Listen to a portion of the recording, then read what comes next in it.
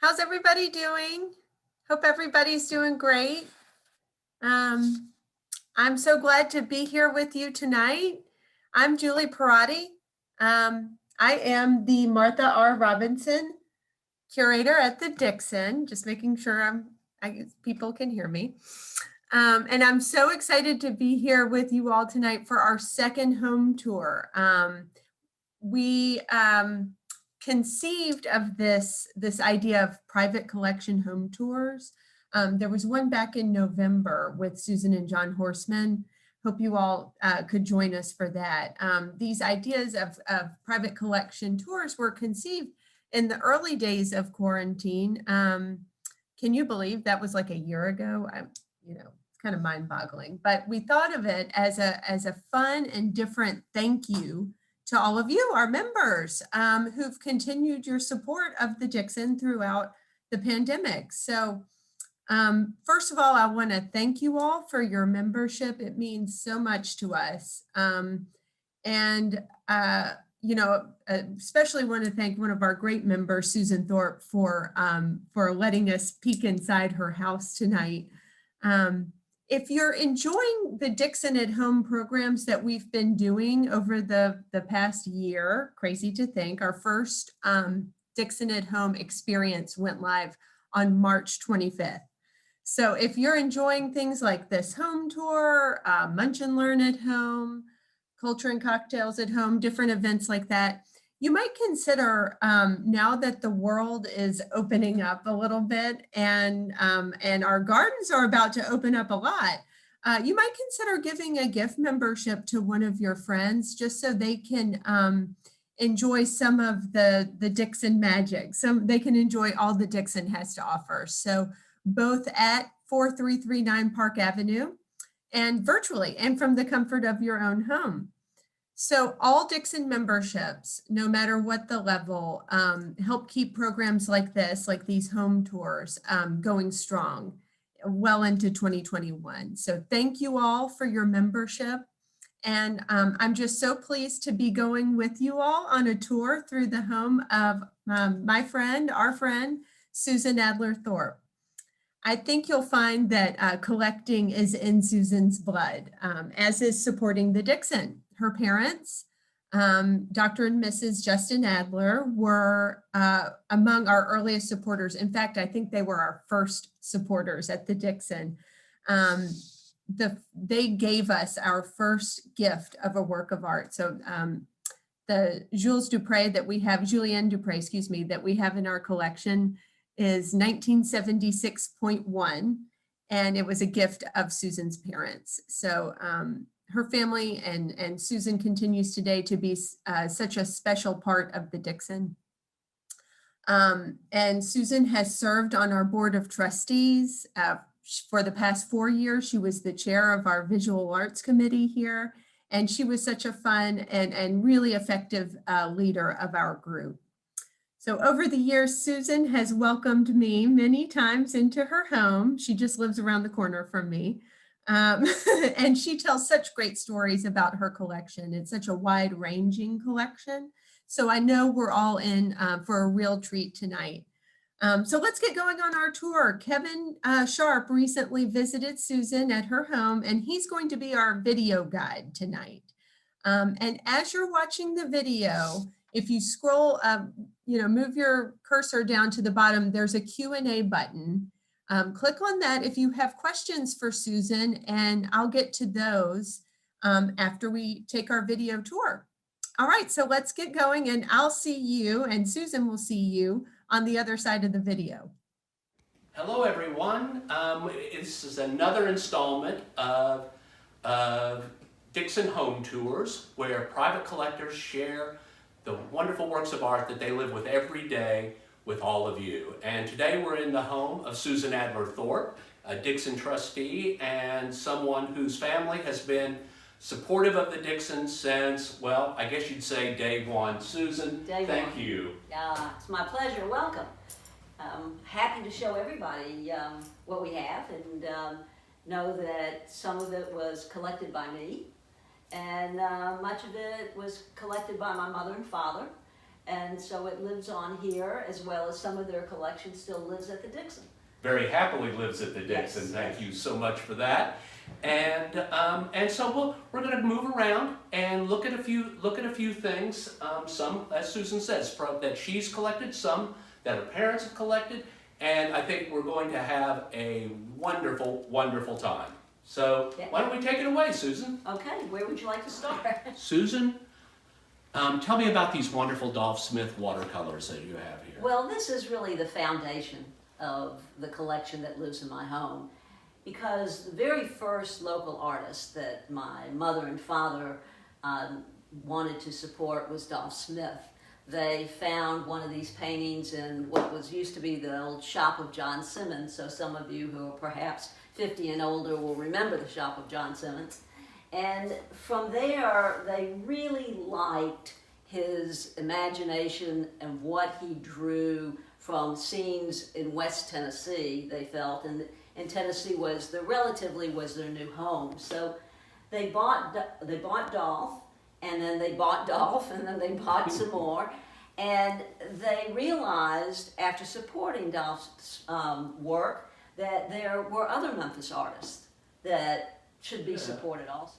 So tell me, when do you think your parents bought these watercolors? Any idea of the date roughly? Probably in, I guess would be in the 60s? Yes. Mid-60s?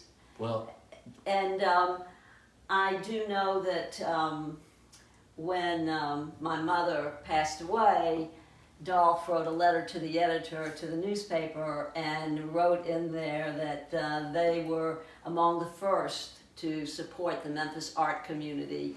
And touchingly, he said that my mother was the first collector that he had encountered who didn't buy a painting because it went with the sofa. He bought it for the pure goodness of art. I've been buying things that match my sofa for years, but that's just me. That's right. But I love these watercolors. He has a wonderful technique, and I love the spareness, the emptiness of them. And these were his early paintings. He went on to do so much more and so many more fabulous paintings. But I really like these. They hung in my parents' home really since I could remember. But I always liked them because they are nice and simple and clean, and you can identify with them. Totally. They're easy. They're landscapes that are easy to understand. Completely agree. Now, you've got some pretty remarkable works on paper in the collection, including fabulous Carol Klure drawings. Can we have a look at those? Absolutely. Let's go first look at the drawings. We'll come over here. And these are some of them. And I'm running out of space. After Mother got to know Carol Klure, she would go and visit him periodically, and I was a teenager, and maybe right in or out of college, and I would go with her. And often he would have on a coffee table in his living room just these drawings just spread out. And he would say, "Do you want any?" And well, sure. I mean, I liked them, so I would purchase them. And some of these I purchased. One was a gift, and one came from my mother. But I like them to this day. He was a great draftsman and a great painter. And we'll see in a minute. I have a drawing to a painting, and you'll see how precise he was in his drafting and his drawings of his paintings. And one of these drawings is, for, at least from my perspective, one of his most iconic works. I think it's called something to the effect, "My father's as big as a tree." Yes, or something like that. That one is right there, and I enjoy it a lot. Just sometimes just come and stand and look at them. And this one I get a lot of pleasure out of too, because Carol once in a while would dabble in the fun of a billboard about religion, or he might have a little picture of Jesus and have children in that painting. And this one says here, you can't really perhaps read it, but I can read it to you. watch for the signs, are you ready for I am coming? And that was his sense of humor coming through. It's marvelous. Now, it's really wonderful that you have a working drawing, a preparatory drawing for a completed painting. Would you mind talking a little bit about that? No, we'll have to come down this way. And you'll have to look up high because they hang over doorways. But this is a painting, one of his earlier paintings. I believe it was 1977. And it's picking irises in Tennessee. As a matter of fact, when Lamar Alexander, who's now he's our U.S. Senator, when he was governor, he asked for this painting, and my father respectfully declined his request. But here is the drawing to the painting, and if you can see it, you'll see how really the exact people are in it, almost to the exact number of irises in the foreground, although clearly he painted more in the background once he got the painting going. But he really was an incredible draftsman. Well, they're so close in relationship to the paintings. I was talking to Susan earlier, and after Aaron and I moved to Memphis in 2007, one of the first exhibitions that I saw was a show at David Lusk's gallery of Carol Klure drawings. And they're so precise and so clearly intentional that I suspected, or I guessed, that they were drawings after the painting that he was going to use to make a print of some kind. But David assured me that no, this is a working drawing for the finished painting, and it's extraordinary.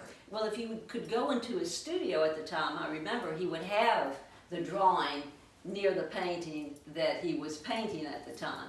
So, and part of my love for it too goes even beyond the love of his fabulous art. And that is, I knew Carol personally. I liked him. Right. And I think he liked me, and he liked the business I was in, the news business. And if you would go into his studio, he'd have newspaper print all plastered up and down the wall. And so we had a good time with that. He was a kind man. He was gentle with me. Well, that's marvelous, and he was clearly an iconic figure in Memphis art, and a wonderful painter.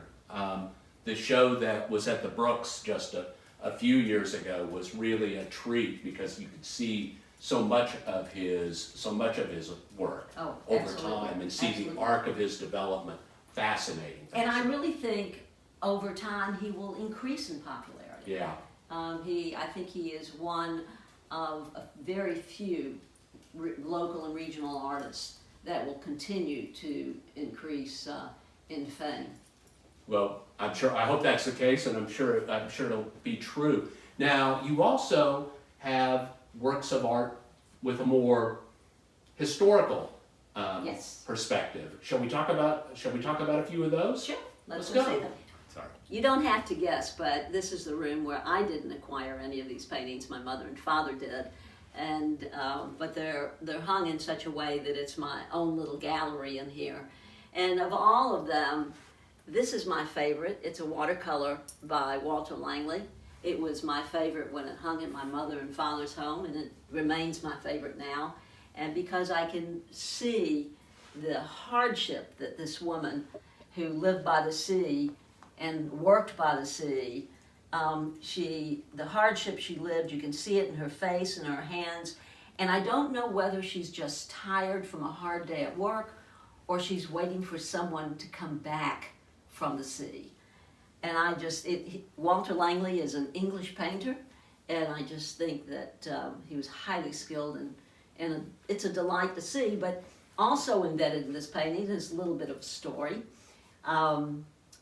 Years ago, when I was a reporter for the newspaper, the Memphis Business Journal at one time, I was assigned to do a story on the very first private investment consortium that was created in Memphis. And I was sent out to interview a man I had never met, but I had heard of him. His name was Herbert Ray. Herbert Ray. And perhaps certainly the patriarch of the Dixon. And so I went into his office and I sat down, and before the interview began, he said to me, "You have something I want." And I just had no idea what he was talking about. And then he said, "I know your mother and father, and there's a painting that I want." And he told me it was this Walter Langley. And I said, "Well, that's nice, Mr. Ray, but I have right of first refusal." And since then, we became dear friends. Well, Herbert had a terrific eye. He did. He had a great sense for art, and this is just a marvelous watercolor. I mean, the English are rather known for producing skilled watercolorists, and this is just an exceptional work. It's little wonder that it's a great favorite of yours. Oh, always will be. And next to it is a Jules Dupre that Kevin likes. Yeah, I'm very partial to Dupre. And it's very dangerous to invite Kevin in your home. It's true. Because I may wake up one day and it might not be hanging here. Well, the Dupre, it's interesting. There are multiple Dupres in private collections across the city, and I happen to know that in the Dixon's early history, they did an exhibition of, I think, both Dupres, Jules and Julian, his nephew, and I have a great affection for the Dupres because the first work, other than the Dixon's own bequest to enter the collection, is a Jules Dupre that Susan's mother and father gave to the Dixon in 1976. It's actually, which is the year we were founded, and it has the very distinguished accession number 1976.1. Yeah. So that's the first work that didn't come from our founders to enter the collection. But I have to say, Susan's right. I covet this work as well. We have the work of the nephew, and it's a marvelous painting. But to have the uncle is perhaps the more coveted artist, I might say, maybe considered the more successful in a way. And this little landscape is really, really nice and would live very happily at the Dixon, as you know. As I know, yeah, that's correct. But it's fun to have, and in years past when I had guests for dinner, and we don't do that anymore, it was always this is a fun room to sit in, and there are always a lot of questions about the paintings. We'll do it again. We will. We will do it again. Absolutely. Fair. This is a painting I discovered at a local gallery, and it's done by Pam Hassler, and she too studied at Memphis College of Arts, and I just was attracted to it from the moment I saw it. It was sitting on the floor in the back, and I guess it was waiting its turn to be hung.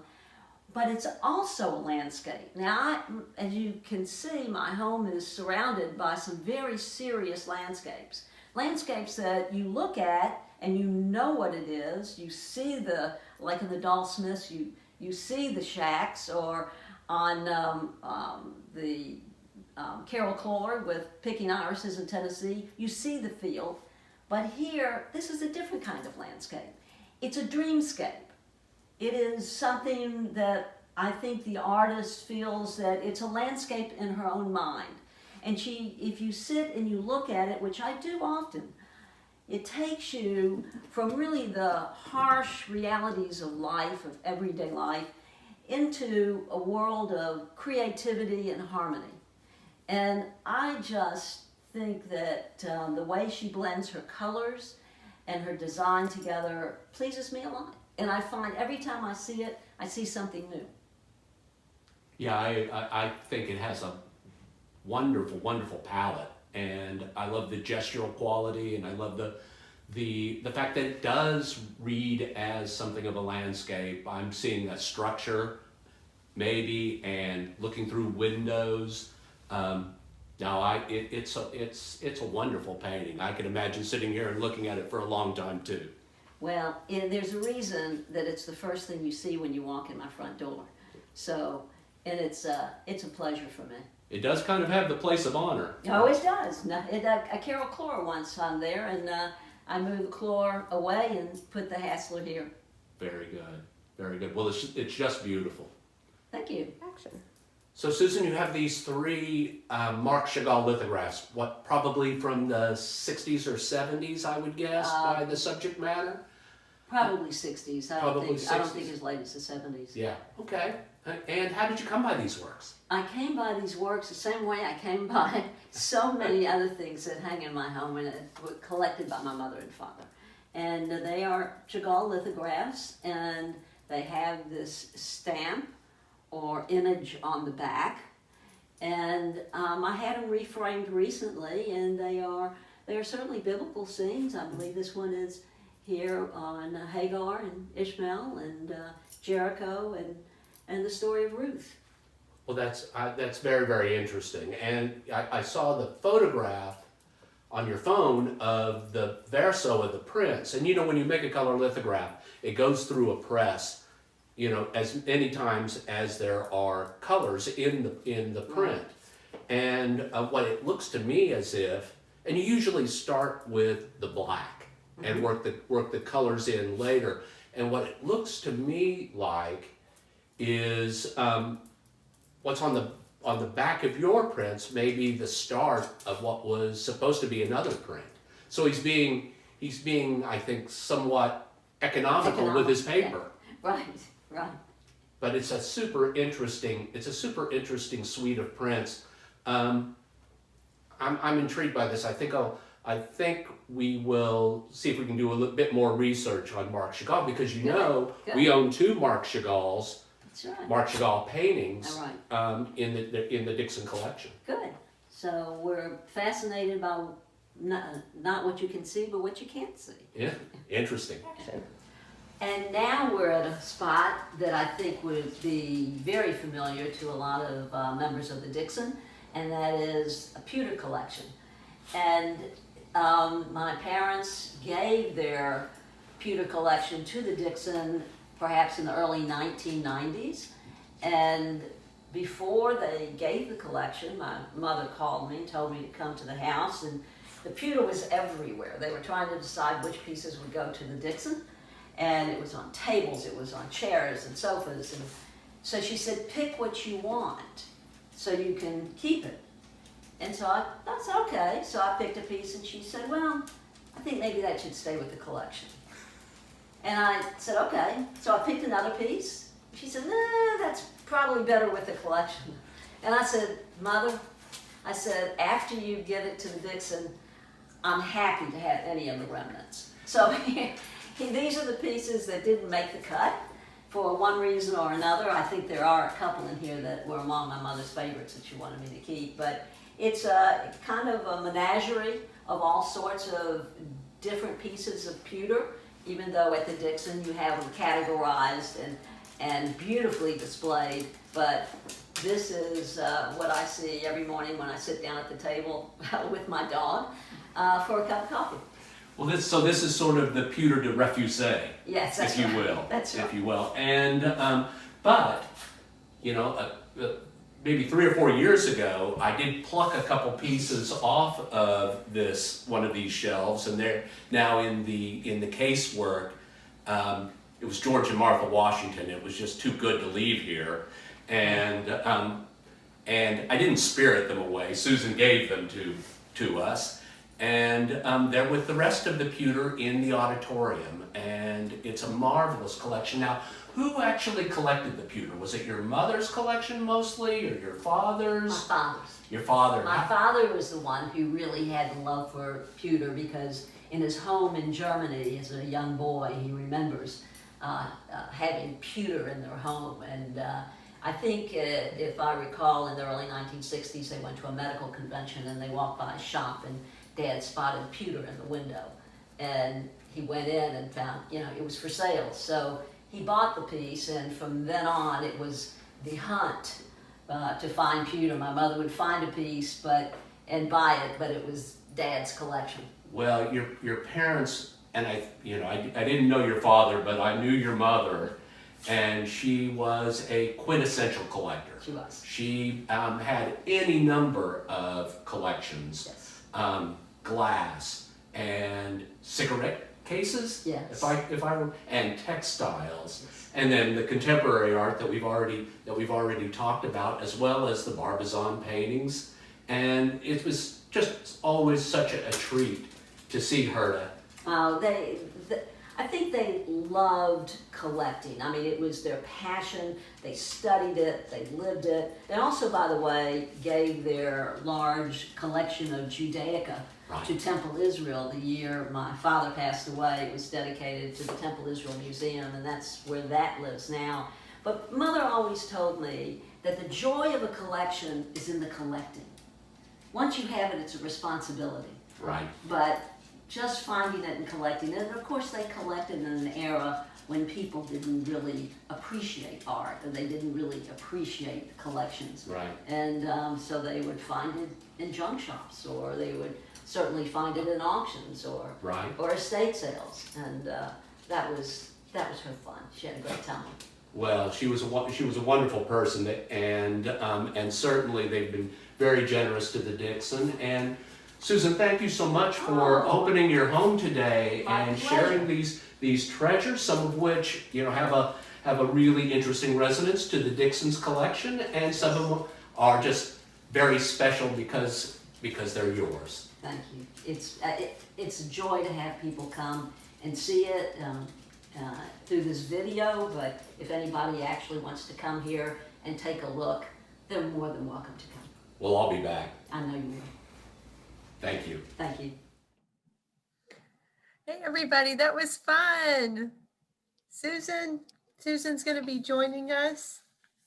That was a fun trip through her house. Hey, Susan, I'm here. you're here.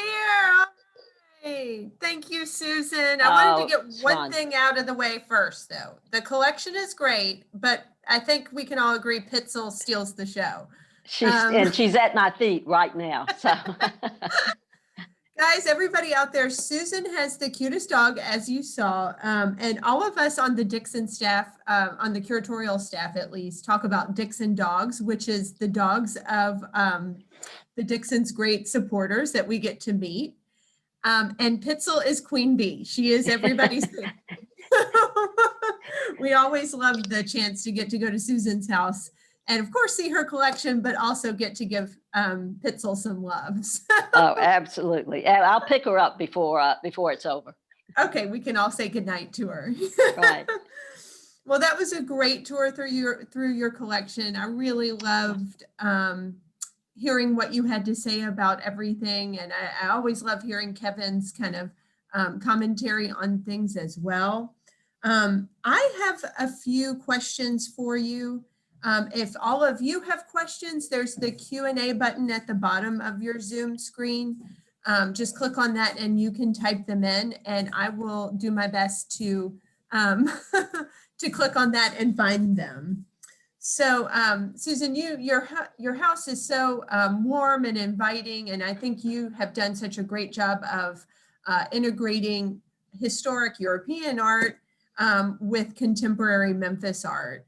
So just a little bit, I guess my first question for you is, how is having your collection, the art that's hanging on your walls or on your shelves, Susan also has some really interesting sculpture too. How has that affected your mood throughout quarantine? I mean, you mentioned kind of finding something new in the Pam Hassler painting, but how has being surrounded by all this, how has that, affected you this past year? Because I've been home so much during the past year, I've really had time to pay more attention to the art than in times before. And it, seriously, it gave me a little bit something to do. I would go to different pieces. I would hold them. I would check them out. I would look them up, try to study them a little bit. But being surrounded by art, it just enhances life. It just seems to make a sour day a little bit better. And it's just like I'm not saying my house is anything equivalent to the Dixon. It could never be, but it's just like going to the Dixon. You just, when you're there, you just feel enriched. And I'm very, very lucky I live in a home where I'm surrounded by art. It's a pleasure.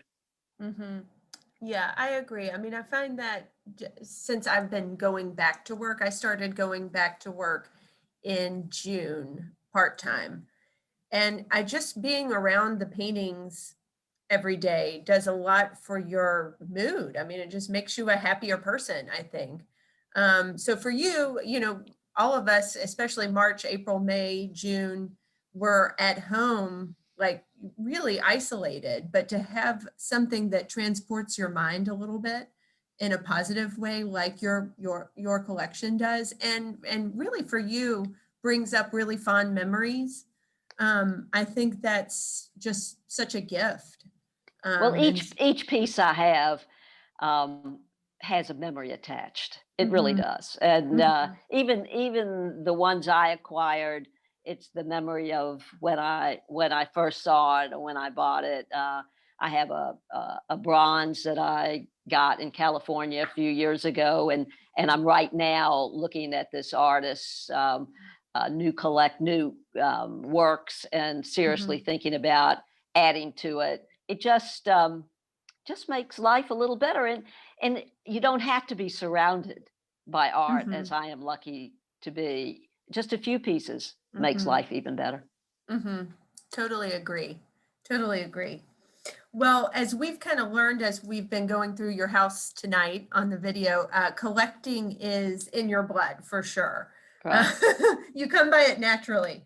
And your parents were truly remarkable collectors. I guess my question is, how did that shape your worldview as you were growing up? As a child, as a teenager, you mentioned when you were like in college going to visit artists. How did that, you know, shape who you are today? Well, I'm not sure I could say it really shaped who I am today. I probably, when you grow up in a home, and I think my sister could testify to this too, when you grow up in a home where there is a lot of art, and you know that it's different because when you go to your friends' houses and you notice that things are always different somewhere else and your home is different. And when my friends would come over and they would say, wow, what is that? I wouldn't know, but you grow up to appreciate the beauty of art. And I would hear my parents talk about it, or there would be books, many books about art that I could pick up and I could look at and read. You just grow up with, if you grow up on a farm, you appreciate animals. Yeah. I grew up in a house with art and I learned to appreciate art. But the Dixon is even really special because my mother and father were such early supporters of the Dixon. And whenever they went somewhere, the Dixon was always on their agenda. And I was lucky enough to go with them. And it was, I'm lucky. You might say I'm really blessed. Yeah, I think so. And I think, I think you're definitely lucky and blessed that way. And lucky to grow up in a family that not only collected art, but believed in museums, believed in the importance of museums and interpretation that happens in museums and education. So hopefully my children will grow up as museum kids and feel comfortable going in museums and talking about art and having that appetite for learning about art. So you've inspired me and your parents have. over the years, they gave pieces away and then they gave collections away. And they always felt, both of my mother and father, that art was to be shared, that you could have it hanging in your house and that's just great, but it's even better to share it with everybody who would come to a museum and see it. So some of their collection is definitely at the Dixon, and a few more pieces, a couple of them behind me, probably will wind up at the Dixon too. Fingers crossed. Yeah, I love hearing that. Well, in terms of the other aspect of your collection, one thing I admire about you so much, Susan, is I think you're such a great promoter of Memphis. on so many levels. And a lot of your collection is Memphis focused or focused on artists who work Correct. in Memphis and the Mid-South. I think all of us who are joining us here tonight, we're all members of the Dixon. So we all understand the value that a public collection like the Dixon's collection has for, the identity or the overall stature of a community. But how do you feel like, what do you think you being a private collector, what does that do for the city of Memphis? And I ask that to kind of help encourage people to collect as well. I'm not sure it does anything for the greater city of Memphis that I have a private collection here, but I do know that guests who come in my home, whether it's close friends or guests for any other reason, they are appreciative of the art, Mhm. and for the most part, and Mhm. it always winds up, if we talk about art here, the Dixon always comes to mind, and I always say, "Are you a member?" Yeah. So it's a chance to really promote membership at the Dixon. But unfortunately, in the last year, that hasn't happened at all. Mhm. And but I hopefully, know. as the pandemic wanes, and we have a little bit more freedom, Mhm. anybody who's watching, my home is open to you anytime, as soon as everybody is vaccinated. Well, speaking of, you're so, like I said, you're such a great promoter of the Dixon. How has your collection informed your decision to support the Dixon? And I guess the flip side of that, how has your involvement at the Dixon influenced, the works you as a collector? Well, being involved in the Dixon has really stimulated my interest in buying more art. Mhm. I have plenty, Love it. but what's another piece? I know my mother passed away when she was 94. When she was 93, she was still buying art. I love So, that. you never lose your love or your zest for it. Um, Mhm. but Dixon is a part of my life. So Mhm. to know me is to eventually get to know the Dixon, and I'm happy with that. Mhm. Very much so. We're happy with it too, Susan. So I'm glad. grateful Yeah. for all Susan does for us. I've got a few questions from people Okay. in the Zoom world tonight. Uh, okay, one of them is, Susan, do you mainly just collect paintings now, or do you actively look for pewter to add to your collection? I don't ever want to buy a piece of pewter. I've got so much pewter. Um, you know, Actually, that's not true. I did buy years ago uh, a um, a small piece of Judaica that was made out of pewter and gave it to the Temple Israel Museum. So I don't own Mhm. it, but I am looking always. I am right now looking for another piece of art to hang on a wall, Mhm. and also I like this sculptor out of California. His name is Kevin Box, and Okay. he's really attracted my attention. And probably now that I'm talking about it tonight, I'll probably tomorrow buy one more piece. Keep me posted. I want I want to know if you get But something. actually, a couple of years ago, when I was in Europe, I was in Prague, and I knew about Moser glass Mhm. from my parents. I had to Mhm. go and see the Moser glass showrooms, and I couldn't help myself, so I bought a piece of Moser and carried it home on the plane with me. So it's here. I hope it was wrapped up good. It was, and it was heavy. Made it home safe. Yeah. Made it home. So speaking of sculpture, you have sculpture already in your collection, and this Kevin Box is your sculptor in California that you're interested in now.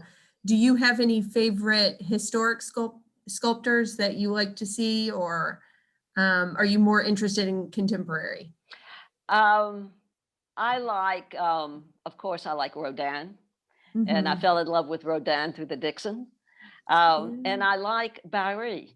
I have a piece of Oh, his, that's right. a sculptor of Barry, because I like the animals and some of the Mhm, violence in the animals. mhm. But yeah, those are my two favorite traditional Cool, sculptors. cool. Um, so this is another question from one of our members. Which of your pieces in your collection has the most interesting provenance? Do you know of any like interesting people beyond your parents, like before your parents bought some of the works that you have? Like, I'm trying to think. Anybody that would have owned the paintings before your parents bought them that might be interesting? I don't know. Because I've kind Uh, of done a little research on some of the things in your collection. There is a piece of glass upstairs that Uh-huh. we didn't get anywhere near upstairs, that was owned by purportedly owned by one of the presidents, but of the United States. Whoa. But it's in a box and it's put away, and I don't have any proof of it except word of mouth. So I don't know. I'll believe It's it. yeah, why not? Makes for a good story, I guess, doesn't it? Yes, definitely. And some of the Tiffany glass that I still have from my mother's Mhm, collection. Who knows who owned it? mhm. Yeah, yeah, those things. And really, was your mom buying those? How was that some of the things she was buying up until right before she passed away, or when did she? No, Um, their last pieces that she bought were Croatian naives. It's Oh, art out of Croatia, which is reverse painting on glass. mhm. And as Croatia was opening up at the time, and gosh, um, years ago, maybe, oh, it was at least 12 years ago, she was still buying Croatian naives and loved it. It's where you don't paint on the front of the glass, you paint behind the glass. Mhm. And no, she found something new, and she loved it. Awesome. So someone asked about what is Moser glass, and I thought that the Moser glass was what you were just talking about, the piece of Croatian glass you were talking about. So would you tell us what the Moser glass is? Moser glass is probably it's from Czechoslovakia. Mm-hmm. Um, am I right? Yeah, and it was started before World War II, Mm-hmm. and it became probably the most um, preeminent glass maker in that part of the world. The factory was taken over by the Nazis and shuttered for a long time, but then it came back into prominence back in the 50s and 60s. And Mm-hmm. now they do probably some of the most gorgeous glass you've ever seen. It's just Mm. it's not the artistic kind of glass we get out of North Carolina with some of the Mm-hmm. the great American glass makers. Mm-hmm. Um, but it's I would say it's Chihuly in a tuxedo. I mean, really nice stuff. Cool. Yeah, Yeah, that it's would give us beautiful all some. glass. Cool. It's Love that. Moser if you want to Google it. Mm-hmm. Cool. Will do. Okay, here's another question. Do your children enjoy collecting art as well? I think they like art, but I don't think that they're there yet. I think they're more focused on raising some very precious grandchildren of mine, and Mm-hmm. but but as they get older, I'm hopeful that they'll catch the bug just like I had. Mm-hmm. They knew my mother and father well, and they knew their love for art, and I think that one day, hopefully, they'll embrace it also. Mm-hmm. Yeah, I think so. Well, they're doing the most important thing, which is raising your That's grandchildren. right. That's Yeah. right. And the Absolutely. And doing a wonderful job of it, as a matter of fact. Just a couple more that have popped up. Susan, we've had a request to talk about some of the other paintings that are in your dining room that are kind of behind you. We talked about the watercolor, and the Daubigny, but do you, is there anything else that we can see tonight that? Well, right above my head, I don't know, I'm gonna mess this whole setup up, but there's a La Peña, De La Peña. Uh-huh. Yeah. Julie, you know more about that. Yeah, Diaz de la Peña is another artist who was working at the same time as Jules Dupré, so associated with the Barbizon School, and really great kind of moody wooded landscapes are what he's known for. So And, there are different pieces hanging around the house that, mhm. you know, Kevin guided the tour, so you got to see what Kevin wanted. Thank you. So, okay, another one is, where are your favorite places to acquire art? So just anything, it could be anywhere that has things that catch your eye, or are there particular cities that you like to visit for the art scene? You I know know, pre-COVID you were a traveler, a good traveler. I'm gonna go again. We're all gonna get to travel again. I'm hopeful. Yeah. You know, whenever I go on a trip somewhere, I do try to look up and see where there might be an art gallery to go to. I Mhm. don't always acquire, but I do like to look. And there is a gallery in California that is very attractive to me. It's called Arena, Mhm. and actually here in Memphis, um, it's right around the corner from me, where I got Pam Hassler, and they'll kill me for not remember for Is it having a El senior Ross? moment. Al Ross, there you go, Yeah. there you go. And I enjoy going in there, and Mhm. they carry just they really have fabulous stuff. So Mhm. Totally you agree. know, wherever you can find it, even if it's in Mhm. a antique shop, enjoy Mhm. it. Mhm. I think that's the great lesson from your parents, really. It's It just is art is where you look for it.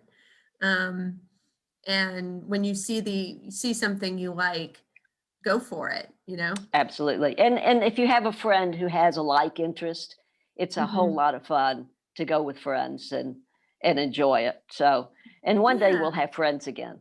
No, one day we'll get to go do stuff with our friends again. That's right. That's right. Uh, well, until then, it's been fun to Hang go on. through your house with you. And I'll tell everybody while you're getting situated. Susan's, oh, there's Pizza! There she is. Hey, sweetie! She She has wanted, been so good. she's been sitting at my feet. I love her. She's our favorite. Yeah, so I was saying, Susan, that you've been so involved at the Temple Israel Museum over the years. And if any of y'all, once the world opens back up, I encourage you to go over there and see. Susan's family was very generous to the Temple Israel Museum. And Susan helps bring a lot of interesting contemporary exhibitions there too. So when And you're let me just interrupt you and tell you that Mhm, yes, my parents were very instrumental in seeding it with their collection, but Honey and Rudy Scheit, who mhm. were supporters of the Dixon and just passed away this past year, they were also instrumental in helping to open that museum. Mm-hmm. And it's really a very, very interesting space, and I always learn something new when I go through there.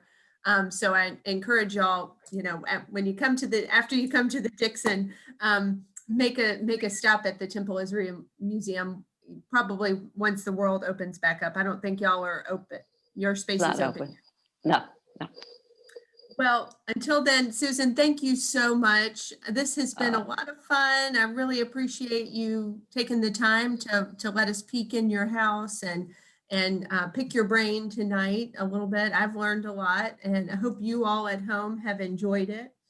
Once again, I want to thank everybody for their membership. Thank you so much. It just means so much to us. And grateful to Susan for allowing us to thank you all for your membership through the event tonight. So come see us soon. Our collection, Kevin has reinstalled our collection at the Dixon in a new way. It's all organized by color. So it's kind of looking at our paintings in a new way. And our America's Impressionism exhibition is up and it looks fantastic. It's just so beautiful. So I hope you all will come. Our gardens are just about to open up, and let us know when you're coming. We'd love to say hello from a safe distance, but we'd love to see you all the same. So Susan, thank you so much. This was a lot of fun. My pleasure. Thank you for coming for a visit. I appreciate it. Yeah, thanks. All right, guys, we'll see you soon. Thank Bye-bye. you. Bye.